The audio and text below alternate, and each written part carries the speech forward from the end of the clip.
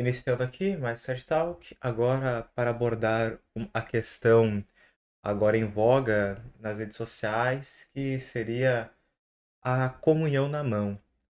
Afinal, como devemos lidar com a comunhão na mão e com os argumentos tanto favoráveis, que surgiram recentemente, quanto contrários a ela?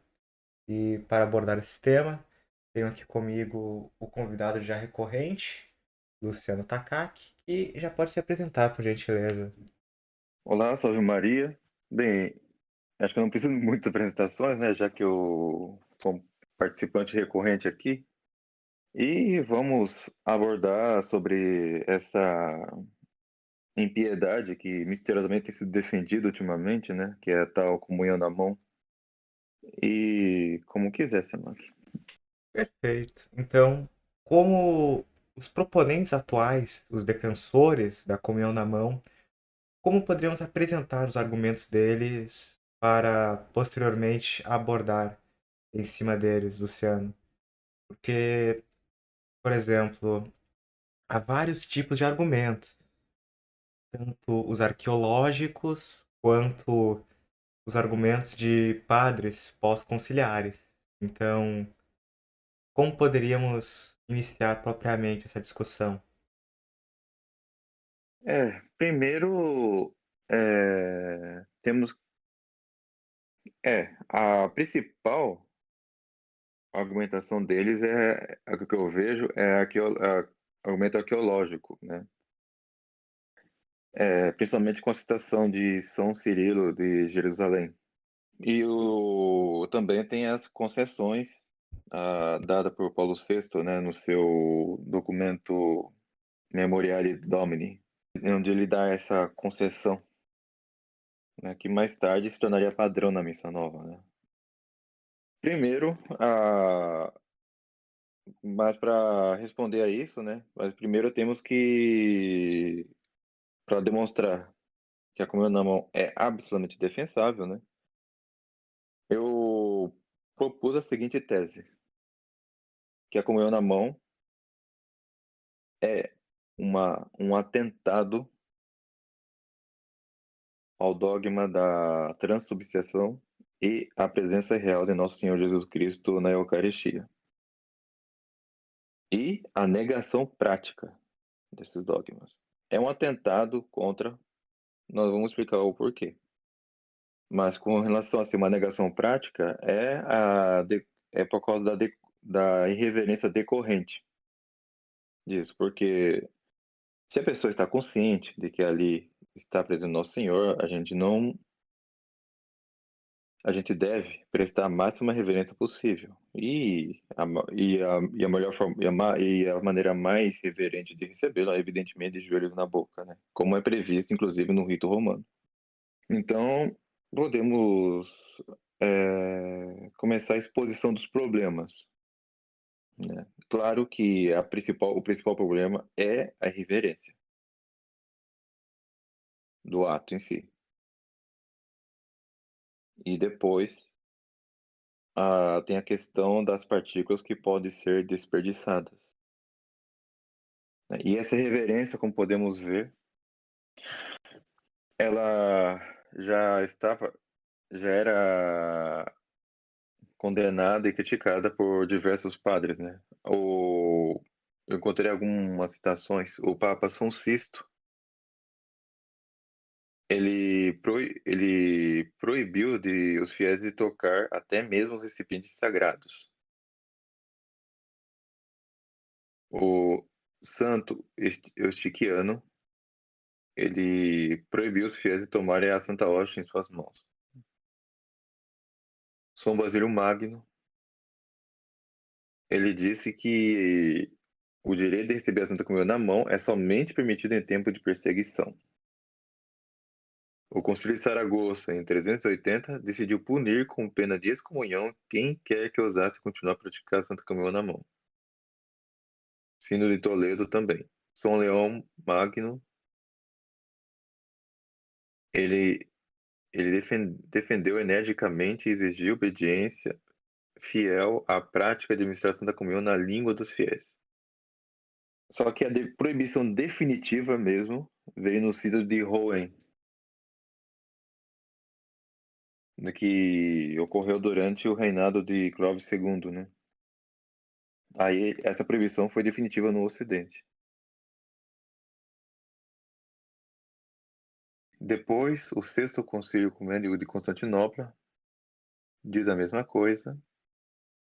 Santo Tomás de Aquino, na Tercia Pars, 82ª questão, artigo 3º, ele diz que, por reverência a esse sacramento, nada toca a não ser o que é consagrado, e por isso o corporal e o cálice são consagrados. Da mesma forma, as mãos dos sacerdotes para tocar esse sacramento. Os modernistas ele costumam usar o documento a catequese mistagógica, a quinta catequese mistagógica, que atribui a São Cirilo de Jerusalém. Porém, muitos autores negam que ele tenha sido autor e é apenas atribuído. Inclusive, um deles é um dos arquitetos da Missa Nova, né, que é o padre Jürgmann. Ele mesmo nega que tenha sido de São Cirilo de Jerusalém, mas o texto citado é o seguinte, que diz assim: toma cuidado para que nada caia por terra. O que tu farás cair seria a perda de um dos teus membros. Disse, pois, se alguém que desse ouro em pó, não recolherias cuidadosamente a fim de que nada fosse perdido em tua desvantagem? Não deverias ser muito mais atento para que nenhuma migalha se perca daquilo que é o bem mais precioso como ouro e diamante? O São Cirilo de Jerusalém, ele recomenda receber piedosamente a comunhão na mão. Mas o primeiro que o texto em si mostra que a maneira de receber é diferente da de hoje. E segundo, é uma mera recomendação, não é uma defesa. E fora que tem essa questão do texto de provavelmente não ser dele. Naquela época, é bom lembrar que a comunhão era geralmente recebida sobre um corporal e a pessoa comungava com a mesma mão que recebia, né? Mas, enfim, o fato é que em 650 a comunhão na mão foi definitivamente proibida no Ocidente e por volta do século IX ou X, agora não me recordo, foi proibida definitivamente em toda a igreja. Mas até aqui ficou claro, né? E bem, o fato é que não se falou em comunhão na mão por mais de 900 anos. O fato é isso. Não se falou mais em comunhão na mão desde então. A comunhão na mão voltou à tona, vamos lembrar que durante todos esses séculos, foi só na língua, a comunhão na mão voltou à tona com um texto publicado no século XVI por um tal de Martin Bucer. Martin Bucer, ele era um teólogo calvinista e ele defendeu a comunhão na mão pelo seguinte motivo. É para enfatizar a negação do dogma da transubstanciação e da presença real de nosso Senhor Jesus Cristo na Eucaristia. Ele defendeu a comunhão com esta finalidade, não por outra coisa. É bom lembrar que ele adotou uma posição mais radical que a do Lutero, que também negava a transubstanciação, mas não a presença real. Ele afirmava uma consubstanciação. Não chegou a negar totalmente. Só que o Martin Bucer, ele preferiu negar tudo praticamente. Essa posição, essa opinião influenciará o Thomas Cranmer, que vai iniciar a reforma da liturgia anglicana. Cranmer ele também negava tanto a transubstanciação como a presença real. E tanto no rito luterano, após os escritos de Bucer, como o dos Thomas Cranmer, o rito anglicano foi formado por Thomas Cranmer, a comunhão será na mão e é assim até hoje. Acho que já dá para ligar os pontos até aqui, né? Agora, agora é interessante o seguinte: de uns tempos para cá, no começo do século XX para cá, na verdade no final do século XIX, um venerável padre, sacerdote, um padre beneditino chamado Dom Guéranger. Ele iniciou um louvável movimento chamado movimento litúrgico para enfatizar a importância da liturgia tridentina. É um movimento muito bom, é algo muito bom, algo que estava sendo necessário, porque já tinha influências liberais dentro da igreja, e até aí tudo bem. Só que apareceram os modernistas que foram combatidos energicamente por São Pio X, mas São Pio X faleceu, os papas Pio XI e Bento XV, que considero não tiveram, infelizmente, o mesmo pulso do São Pio X, foram bons papas, foram ortodoxos, porém eles não tiveram a mesma firmeza de São Pio X. E os modernistas começaram a aumentar a sua infiltração.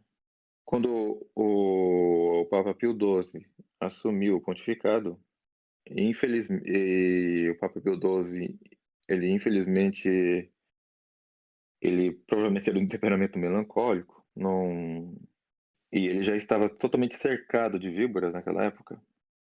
Ele acabou fazendo muitas concessões aos modernistas que estavam infiltrados no movimento litúrgico. O principal nome deles é o de Annibale Bonini. Annibale Bonini, como bem sabemos, ele mesmo confessa isso no seu livro A Reforma Litúrgica, de 1948 até 1970. Ele mesmo confessa diversas reuniões a portas fechadas para planejar a sua, entre aspas, reforma. Ao longo do tempo, ele foi destruindo a missa tridentina, com várias modificações, como suprimindo orações, ressuprimindo oração, ajustando flexões, beijos no altar, etc. E tudo isso para quê? Para que o plano final deles fosse estabelecido, consolidado. O plano final deles, que foi a instituição da Missa Nova, em 1970, na prática, né? Ela foi aprovada em 69. Em 65, eles já tinham rezado a missa normativa, as portas fechadas também. Veja que o pessoal do movimento litúrgico e reformadores, eles atuam como uma sociedade secreta, atuaram como uma sociedade secreta. Não deixa de ser também, de certa forma. E essa missa normativa mais tarde se tornaria a missa nova, que o Paulo VI aprovou. E a missa nova foi a consolidação de todo esse movimento. Esse movimento, ele de reformas litúrgicas, eles tiveram a influência de 6, que inclusive um dos cardeais, ele não negou isso, agora me escapou o nome, mas o fato é que esses observadores protestantes não foram observadores necessariamente, exatamente, eles foram copartícipes mesmo da elaboração da missa nova. E não é nenhuma surpresa que, durante esse movimento litúrgico, começaram a aparecer, já nos anos 60, padres que estavam demandando a comunhão na mão. Inclusive bispos, especialmente os da Holanda, que é um país que, bem, a Holanda é um país que tem um histórico já de ser um país revolucionário, né? Não é surpresa nenhuma que padres holandeses começaram a propor isso. Agora fica a pergunta. Sabemos que ao longo de séculos, até o século XVI, não se falou em comunhão na mão mais, desde a sua proibição definitiva até a Revolução Protestante. Quem começou isso foi o Martin Bucer, perdão, e que depois quem tomou isso, quem aderiu a isso foi o Thomas Cranmer, reformador da liturgia anglicana. E a liturgia anglicana, reformada por Cranmer, sabemos que é extremamente semelhante à missa nova. Michael Davis, ele deixa isso muito bem documentado e mostra, ao menos no aspecto acidental, semelhanças que fazem uma ser confundida com a outra, sabendo que o rito luterano é a mesma coisa. Sabemos que Annibale Bonini confessa, no seu livro A Reforma Litúrgica, que ele queria uma liturgia despojada de tudo que não possa desagradar os protestantes. Elementos muito católicos que ele mesmo chama de pedra de tropeço. No contexto do século XX, nesse movimento revolucionário dentro da igreja, liderado por Bonini. O que faz uma pessoa a defender a comunhão na mão? Fica essa pergunta. Senão um ato de rebeldia, um ato que foi defendido por um opositor da Igreja Católica, que foi o Martin Bucer e o Thomas Cranmer, né, dois inimigos da Igreja Católica. Não, não, não é de se duvidar que esse movimento que quis restaurar a comunhão na mão não seja outra coisa senão um movimento de conspiração contra a Igreja. É um atentado contra o dogma da transubstanciação e da presença real, e a sua negação prática. E sabemos que negar uma única verdade de fé é negar a fé toda. E isso é algo que foi definido pela Igreja. O católico não tem direito de negar um dogma, porque é negar algo que Deus revelou. Acho que até aqui dá para colher bem de onde vem essa questão da comunhão na mão, não é, Simak? Muito bem. Então, Luciano, como poderíamos prosseguir agora? Então, a comunhão na mão não é prevista no rito romano, que é a missa tridentina. Ela, até onde eu sei, né, pelo menos por enquanto, ela é prevista só na missa nova, como uma concessão que se tornou regra. O problema é muitos católicos conservadores, eles cometem certos erros, né? E acidentalmente eles acabam, ou não, né? Vai saber. Eles acabam fazendo uma defesa velada à missa nova ao tentar criticar com o meu na mão, porque eles acabam deixando no ar que a missa nova pode ser aceitável se não tivesse comunhão na mão. Não é bem assim. A missa nova é um rito que ela em si mesma ela não expressa a fé católica e prescreve diversas reverências e permite diversas reverências além da comunhão na mão. É bom lembrar que a missa nova ela por justamente por se não expressar a fé católica, porque ela não foi elaborada por católicos de verdade, mas sim por membros traidores da igreja, como foi o Manebali Bonini, por exemplo, que muito provavelmente foi maçom, porque tem cartas do grão-mestre da maçonaria interessadas a ele, chamando ele de irmão. E quando foi vazada a lista de maçom da grande loja maçônica da Itália pelo jornalista Tito Carsini, pouco tempo depois o Paulo VI o destituiu do seu cargo, mandou ele para o núncio apostólico do Irã e dissolveu a congregação dele. É meio estranho esse tipo de atitude, né? Mas, Ou seja, mandou para um país remoto e destituiu de qualquer poder e autonomia. exatamente. Seria muita coincidência, né? O que nós temos, né? Que contraprova nós temos com relação a isso? Apenas as palavras do próprio Bonini, negando que ele tinha sido. Mas o fato é que se ele não foi, certamente, é muito provável que tenha sido. Então, aí pensemos, né?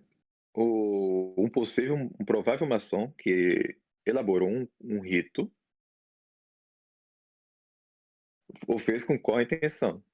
Esse rito, que é rezado hoje em quase todas as paróquias do mundo, ela surgiu com qual intenção? É bom lembrar que o rito da Missa Nova, ela é todo feito para negar ou ao menos atenuar a doutrina católica, no mínimo. É por isso que hoje a esmagadora maioria dos fiéis não parece levar a fé a sério. É o que a gente vê geralmente. Não estou dizendo que era tudo maravilhoso na época quando só tinha Miss Tridentino. Não estou querendo dizer isso. Mas sim de que hoje o cenário que nós estamos vendo é muito pior do que antes. os católicos de hoje são católicos muito mais tíbios que de hoje. Não estou querendo dizer que eu sou um exemplo de católico, né? Mas a gente percebe isso. Então a missa nova, a questão da comunhão na mão, ela decorre da missa nova. A missa nova é um rito pensado para instituir, para dar essa concessão na comunhão na mão, que hoje é regra dentro da missa nova. Praticamente não tem lugares onde tem a missa nova e não tem a comunhão na mão. Algum outro comentário a fazer, Samak? Apenas que, mesmo que nós vejamos os defensores do concílio e de toda essa movimentação exigindo, por exemplo, que os papas se pronunciem abertamente quanto às suas intenções com o concílio, visto que eles acabam por negar toda a narrativa por trás, todas as movimentações, tanto dos cardeais quanto dos papas conciliares, tentando, por assim dizer, esconder o elefante na sala, como se não houvesse nada, nenhuma relação entre si, sendo que vemos pessoas, Luciano, que são tão importantes agindo de forma a corroborarem umas com as outras, que é inegável que há realmente uma conspiração, de fato, por trás dessa questão conciliar. Pior do que o cego é aquele que não quer ver, não? Ah, patente. Não só conciliar, como pré-conciliar. Como o próprio Annibale Bonini confessa, é desde 1948, em que a filtração modernista no movimento litúrgico começou a atuar efetivamente. E claro que já tinha padres e bispos rebeldes antes disso, né? Que estavam propondo várias iniquidades. Em algumas igrejas da Áustria, ela já tinha padres defendendo missa de frente para o povo, por exemplo. A comunhão na mão, o que é? É a ápice de toda essa impiedade do movimento litúrgico. É a culminação. É a irreverência final diante do nosso Senhor Jesus Cristo. E disso só virá corrupção. Só virá corrupção desse mesmo ato de impiedade. Por exemplo, ministros extraordinários da Eucaristia. Não tem nada, porque cada dia mais são corriqueiros. Exatamente. É muito difícil. Hoje em dia, quase todas as paróquias têm esses, entre aspas, ministros extraordinários, que já não são extraordinários, né? Diga-se de passagem. Primeiro que eles não são ordenados. E segundo que a situação, né, seria extraordinária em função, por exemplo, de algo excepcional. E com certeza não é o que vemos hoje em dia. Porque não há nenhuma necessidade aparente nas capelas e paróquias.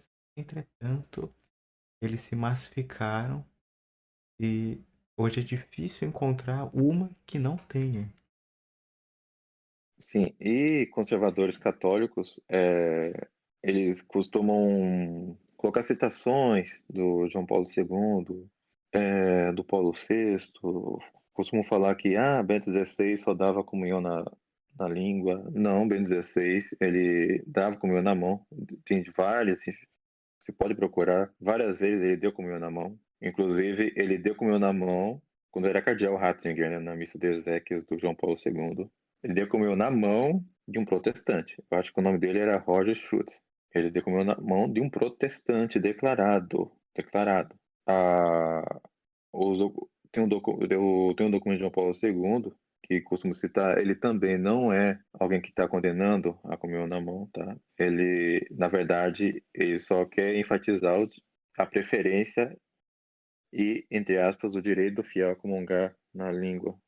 Ou seja, ainda que haja essa preferência, Também há essa também o Paulo VI manifesta essa preferência no seu documento Memoriale Domini, mas sempre há essa concessão à comunhão na mão, e comunhão na mão, como eu disse, deve ser evitada, evitada. Se a pessoa, por algum motivo de força maior, participar de uma missa, assistir a uma missa nova, não comungue, simplesmente, se o padre exigir comunhão na mão. Na verdade, nem se o padre permitir comunhão na boca. O ideal é nós temos se a pessoa por força maior participar de uma missa nova, que seja de maneira passiva só. Não vá comungar, nem na mão nem na língua, mesmo que for permitido. Mas deve-se evitar principalmente a da mão, justamente pelo que É eu a já máxima demonstrei das aqui. irreverências. É a máxima das reverências e decorre da negação do dogma da transubstanciação e da presença real. Isto é inegável. E, As Luciano, palavras que o... ah, Oi. a própria citação suposta de São Cirilo, ela é refutada em certo sentido, mesmo que nós suponhamos que seja, nós já fizemos um argumento mesmo tomando como se ela fosse verdadeira, claro. Porém, vemos uma Sim. grande contradição de que muitos negam que ela tenha sido realmente São Cirilo, mas sim, Inclusive um padre modernista, né? O não padre precisa Jungmann era nem ser da modernista. tradição. Sim, Desde o padre Secada, que é sede-vacantista, até o padre Chazal, que é tradicionalista, até o modernista, que é o padre Jungmann. Todos irredutivelmente negando a validade dessa citação. E, inclusive, o que eu quero concluir com isso, Luciano, é que ela teria originalmente, na realidade, em verdade, sido feita por um copista, por um bispo neo-ariano que sucedeu a São Cirilo. E este bispo teria falsificado essa citação justamente por, sendo um neo-ariano, negar a presença real na Eucaristia. o próprio padre Jungmann, ele disse que a citação é bem tardia. É bem tardia. Alguns falam que é do ano 350, mas o modernista Jungmann, ele disse que é por volta dos anos 400, já no século V. Então, provavelmente Esse é desse copista aí. sucessor. Exatamente. Né, e como eu disse, a prova cabal de comunhão na mão é a negação prática desses dois dogmas, que são os dogmas centrais da Santa Missa, por assim dizer, é justamente a citação do Martin Bucer, que enfatiza isso. A citação dele é a seguinte, deixa eu ver. Ele disse, o Martin Bucer, ele disse, ele no parágrafo, ele diz assim, ele diz que é um ato que deve ser totalmente detestado como uma superstição, e depois ele fala: daquela forma, os bons homens serão facilmente trazidos ao ponto em que todos receberão os símbolos sagrados. Olha bem o que ele fala, olha bem a palavra dele: símbolos. Receberão os símbolos sagrados nas mãos. A conformidade no recebimento será mantida, e haverá salvaguardas contra todo abuso furtivo dos sacramentos. Porque, apesar de por um tempo poderem ser feitas concessões para alguns cuja fé seja fraca, dando-lhe os sacramentos na boca, você viu que ele já diz que quem recebeu na boca tem a fé fraca. Quando assim o desejarem, se eles forem cuidados ensinados, em breve se conformarão com o restante da igreja e tomarão o sacramento nas mãos. Citação do Martin Bucer no seu livro titulado Censura. A citação pode ser encontrada nas páginas 399 e 400 do livro A Missão Nova do Paulo VI, do Michael Davis, da editora Permanência, que é inclusive um livro muito bem documentado sobre essa questão. Tudo bem que Michael Davis, infelizmente, não chega nas últimas consequências, né? Como o próprio Dom Lefebvre chega, né? E mesmo o Padre Secada, no seu livro Works by Human Hand, né? Obras de mãos humanas, também ele chega à conclusão final, mas infelizmente o Michael Davis não chega à conclusão final. Mas o livro do Michael Davis é bem documentado a esse respeito. E não precisa acreditar nesses autores que eu estou falando, tá? Não precisa acreditar em um padre cético adventista, ou no Michael Davis, ou do Don Lefebvre, não precisa acreditar neles. Apenas nos documentos citados. E o fato é que esses documentos mostram, se a pessoa tiver honestidade intelectual, após analisar os escritos do Martin Bucer, os escritos do Aníbal Bonini, os próprios documentos da igreja, deve chegar à conclusão que a comunhão na mão é a negação do dogma da transubstanciação, negação prática desse dogma. Ela não deve ser praticada de jeito nenhum.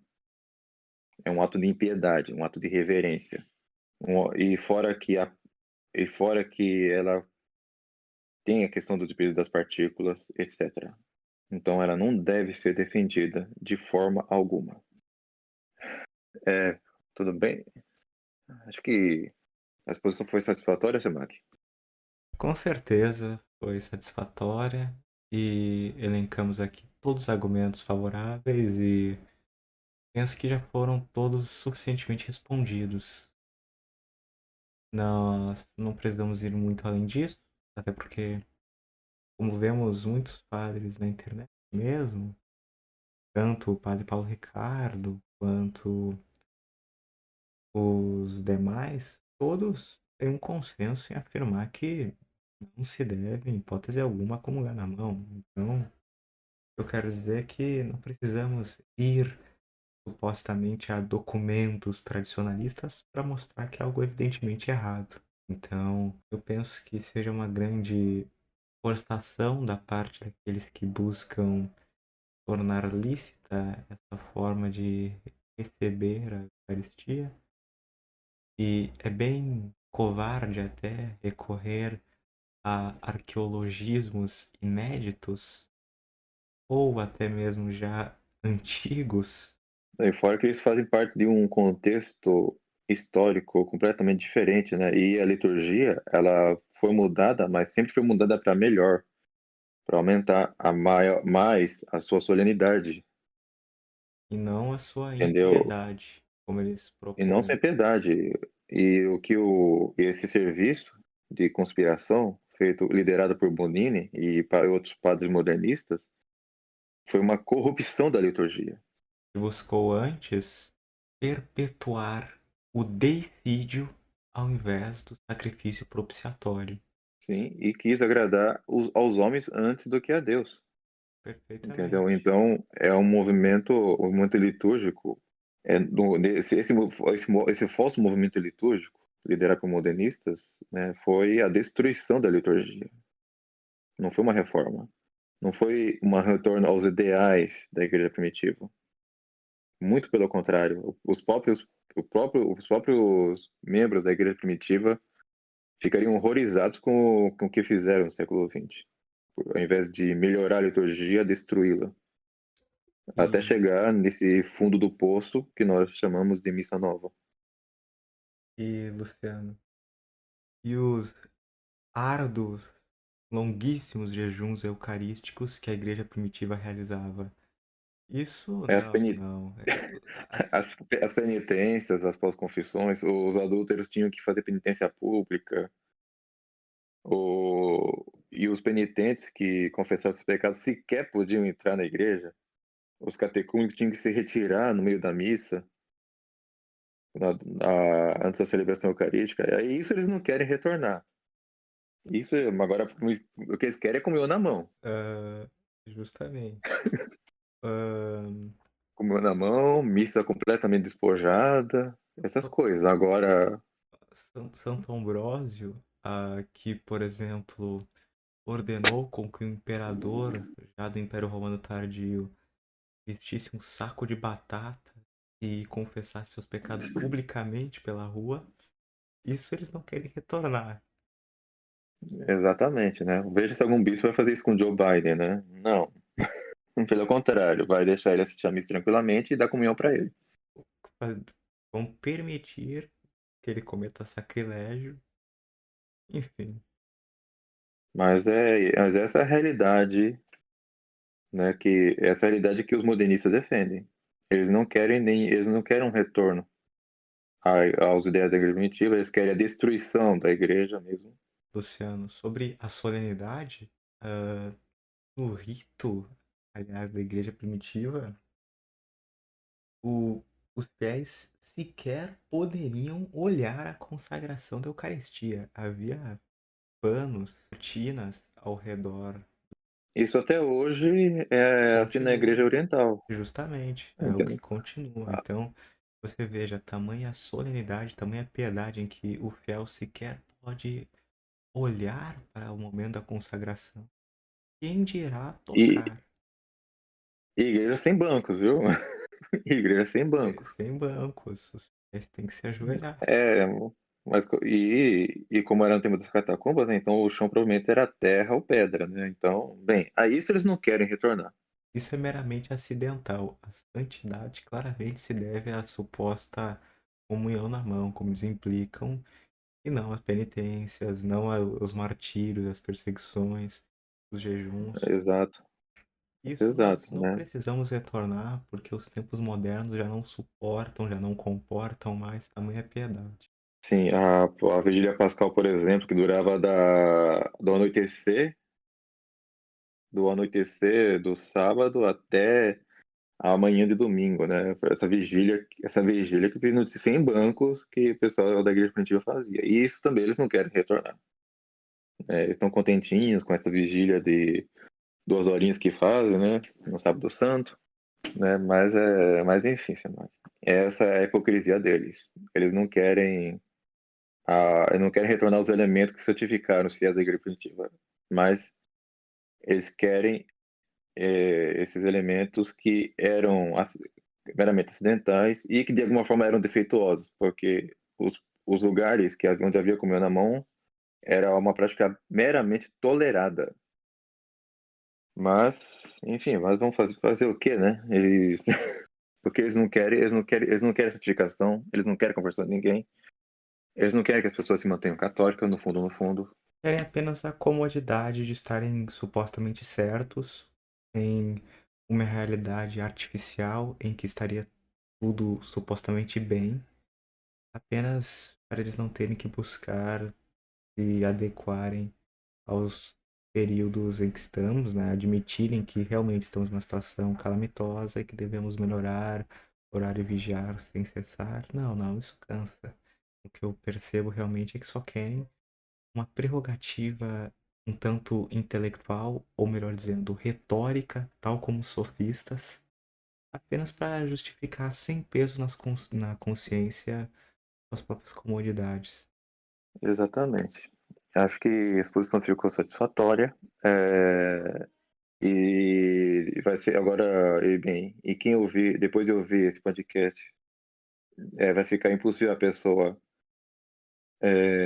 defender a comunhão na mão, ou principalmente comungar na mão, sem ter um certo peso na consciência. E porque a exposição está toda feita aí. Eu não preciso expor muita coisa.